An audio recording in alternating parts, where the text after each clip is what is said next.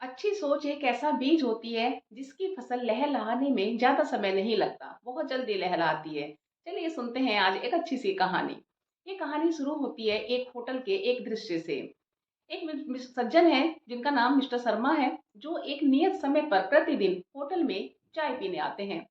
आज भी वो चाय पीने आए हुए हैं, परंतु आज होटल का उस कमरे का दृश्य थोड़ा सा बदला हुआ सा है। उनके सामने वाली टेबल पर एक अधेड़ उम्र का व्यक्ति अपनी 8-10 साल की बिटिया के साथ बैठा हुआ है। उस व्यक्ति ने काफी गंदे से मैले कुचैले से कपड़े पहने हुए हैं, जिसे देखने से ही अंदाजा हो रहा है कि वह शायद कोई मजदूर है। परंतु उसके साथ में जो उसकी बिटिया है, उसने बड़ा साफ सुथरा एक अच्छा सा फ्रॉक पहना हुआ है। बाल भी बहुत सुंदर अच्छे से करीने से काढ़े हुए हैं। बालों में एक सुंदर सी वेणी भी लगाई हुई है। पिता पुत्र दोनों ही बहुत खुश हैं। तभी वेटर आता है पानी लेकर उनके लिए और उनसे पूछता है कि मैं आपके लिए क्या लाऊं। पिता कहता है कि आप हमारे लिए एक डोसा ले आइए। तो वो पूछता है कि और साथ में दूसरी चीज क्या लाऊं। तो वो कहता नहीं नहीं, हमें कुछ नहीं खाना, सिर्फ हमारी बिटिया के लिए एक डोसा ले आइए। वेटर चला जाता है। फिर जो है वेटर उनके लिए डोसा ले आता है और बिटिया डोसा खाने लगती है। पिता बहुत खुश है और अपनी बिटिया से कहता है कि हमने तुमसे वादा किया था ना कि अगर तुम कक्षा में प्रथम आओगी तो हम आपको होटल में ले जाकर डोसा खिलाएंगे। सो हमने अपना वादा पूरा किया। तभी उसके अब फोन बजता है। वो अपनी जेब में से एक छोटा सा जो फोन बटन वाला फोन होता है वो निकालता है और दूसरी तरफ शायद उसका मित्र था। वो कहता है कि हम होटल में आए हैं अपनी बिटिया को लेकर। हमने अपनी बिटिया से वादा किया था कि अगर वो कक्षा में प्रथम आएगी तो हम उसे होटल में ले जाकर डोसा खिलाएंगे, और आज उसका जन्मदिन भी है।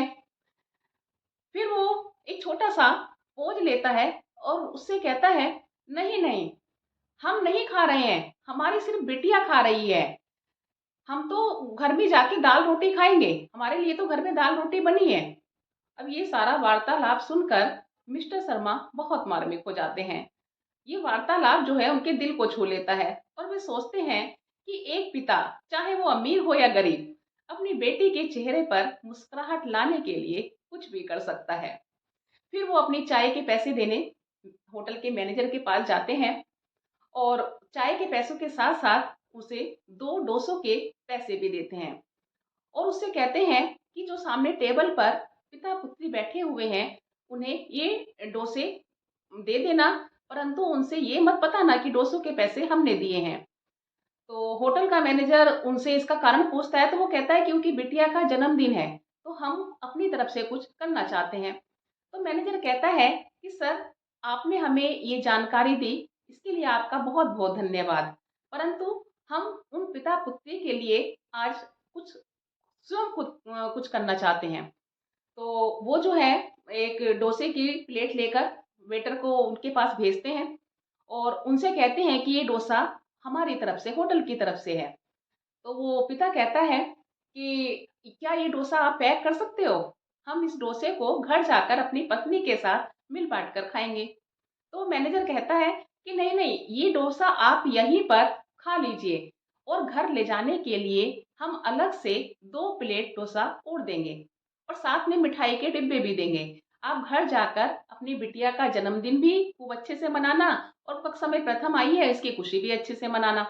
अपने आस पड़ोस वालों को भी मिठाई खिलाना। तो ये सुनकर पिता बहुत खुश होता है और जो होटल का मैनेजर है उसे अपनी उसकी बिटिया को आशीर्वाद भी देता है कि अगले वर्ष बहुत अच्छे अंकों के साथ और अच्छे तरह से उत्तीर्ण होना।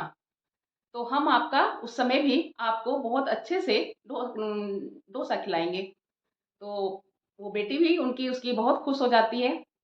तो ये सारा दृश्य देखकर मिस्टर शर्मा सोचते हैं कि कई बार हम सोचते हैं कि समाज से अच्छाई खत्म होती जा रही है, पर एक्चुअल में अच्छाई खत्म नहीं हो रही, हमारा सोच का बीज खत्म होता जा रहा है। आप एक बार अच्छा सोचिए तो सही, तो देखना आपको चारों तरफ अच्छाई ही अच्छाई नजर आएगी। आप अगर अच्छाई का एक कदम भी आगे बढ़ाते हैं तो 100 कदम उस राह पर चलने के लिए तैयार हैं।